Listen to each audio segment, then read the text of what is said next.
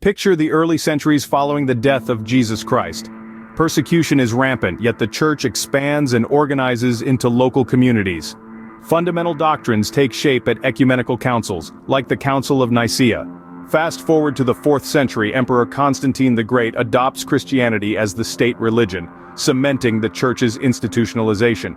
Now, leap to the Middle Ages. The papacy's power is on the rise, and a close alliance forms with the Carolingian Empire. Europe experiences a wave of evangelization. But in 1054, a schism tears the church in two, creating the Orthodox and Catholic branches. The 11th century brings reform. Led by Pope Gregory VII, the church battles simony, nepotism, and secular interference. Concurrently, monastic reform breathes new life into religious and moral practices. Monasteries bloom into centers of culture, education, and economic development. This is the journey of the Catholic Church until the 11th century reform. An intricate tapestry woven over centuries, its story continues to evolve and inspire.